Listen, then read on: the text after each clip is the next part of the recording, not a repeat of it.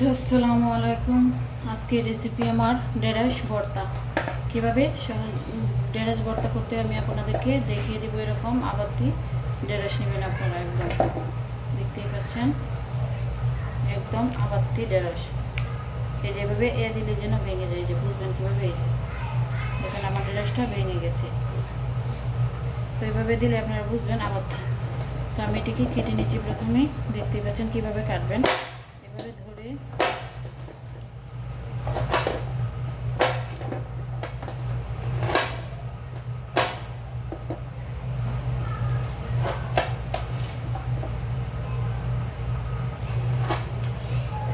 আমি এভাবে কেটে নিচ্ছি সবগুলি।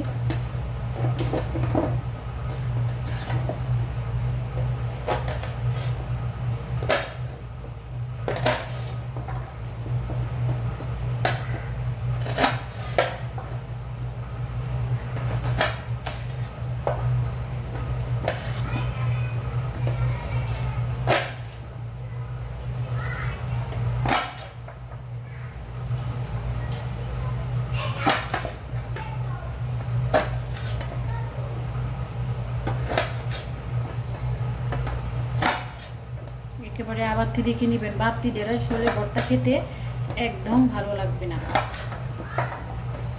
আবাত্তি ঢেঁড়স নিলে ভর্তাটা খেতে অনেক ভালো লাগে। তো আমার ঢেঁড়স কাটা হয়ে গেছে। আমি এখন এটিকে মাঝে একটি করে, এই যে মাঝে এভাবে কেটে নিচ্ছি ছোটো ছোটো করে। বেশি বড় হয়ে গেলে দেখা যায় গলায়, খাওয়ার সময় গলায় আটকে যায়।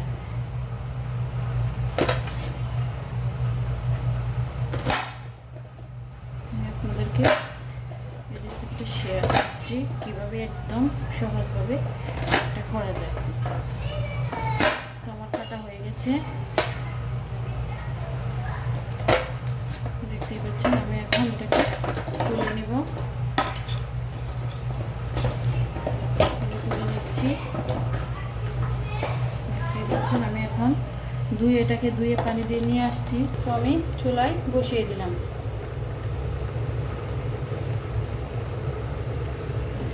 দিয়ে দেবো আমি এখানে একটু নুন,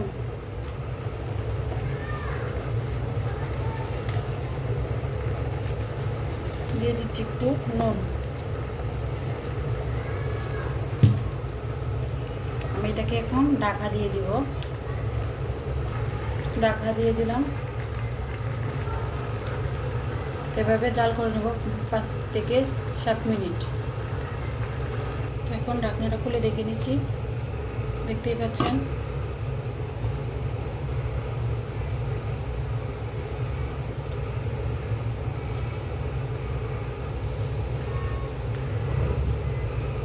তো আমি এটাকে এভাবে জাল করে পানিটা শুকিয়ে নেব।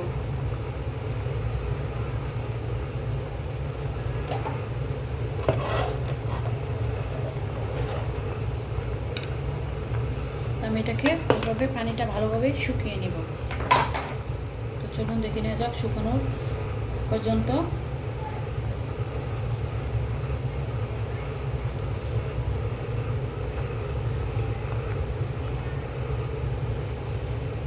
অনেকটা পানি শুকিয়ে গেছে। তো এইভাবে জাল করে নেব আরও কিছুক্ষণ, পানিটা শুকানো পর্যন্ত। তারপর আবার, তো এই পর্যায়ে আমি দিয়ে দিব 4 থেকে, দেখতেই পাচ্ছেন, 4 থেকে 5টি কাঁচামরিচ দিয়ে দিচ্ছি। এবার এটাকে একটু ভালো করে সিদ্ধ করে নেব। দেখতেই পাচ্ছেন পানিটা অনেকটা শুকিয়ে গেছে। তো আমি আপনাদেরকে দেখাচ্ছি, দেখতেই পাচ্ছেন পানি অনেক শুকিয়ে গেছে।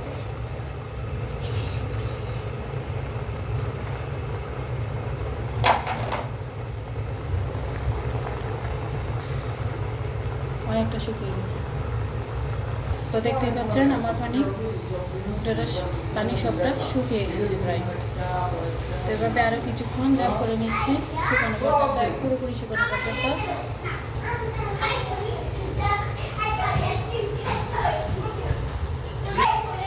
দেখতেই পাচ্ছেন ঢেঁড়সের গায়ে আর কোনো পানি লেগে নেই, ভালোভাবে শুকিয়ে গেছে। তো আমি এটাকে চুলা এখন অফ করে দেব, নামিয়ে নিব। দেখতেই পাচ্ছেন এখানে এটাকে নামিয়ে নিচ্ছি। তো দেখতেই পাচ্ছেন এই পাকে আমি পেঁয়াজটা ভালোভাবে একটু কেটে কুচি কুচি করে নিচ্ছি।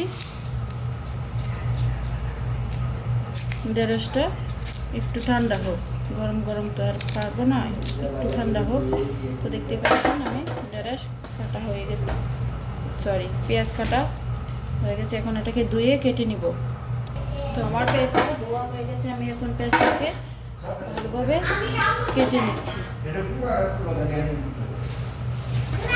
বাচ্চার বাবা এসেছে তো সেই জন্য আওয়াজ শোনা যাচ্ছে আমাদের। সারাদিন বাসায় আসার পর বাচ্চা বাবারে দেখে অনেক খুশি হয়, আনন্দ হয়, সেই জন্য একটু আওয়াজ আসছে ওই জন্য।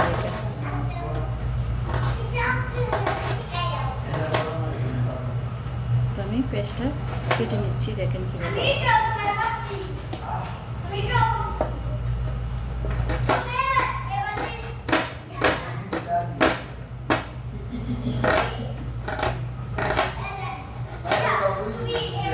আমার বাচ্চার আওয়াজ শুনে আপনারা অবশ্যই কিছু মনে করবেন না। আমার পেঁয়াজ কাটা হয়ে গেছে, আমি এখন তুলে নিচ্ছি। দেখতেই পাচ্ছেন আমার তুলে নেওয়া হয়ে গেছে। এখন আমি এটা মরিচ পেঁয়াজ একটু ভালোভাবে, তখন দেখতেই পাচ্ছেন পরিমাণ মতো দিয়ে দিচ্ছি লবণ।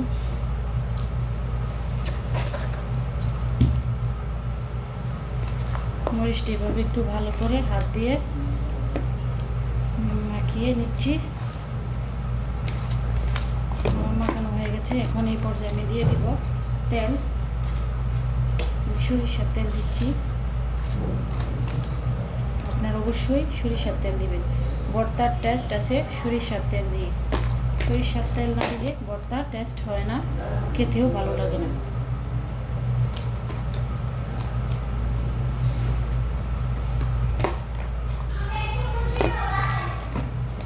মাখিয়ে নিলাম ভালোভাবে। দেখতেই পাচ্ছেন মাখিয়ে নিলাম।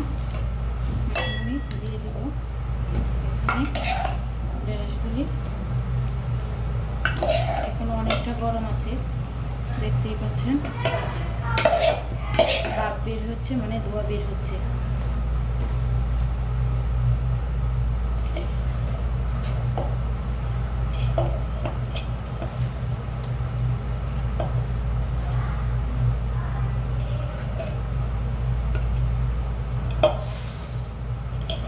আমার সবগুলি দেওয়া হয়ে গেছে। আমি এটাকে একটু ভালোভাবে মাখিয়ে নিচ্ছি। দেখেন আমি যেভাবে মাখাচ্ছি ঠিক সেভাবে, দেখেন আমি কিভাবে মাখিয়ে নিচ্ছি।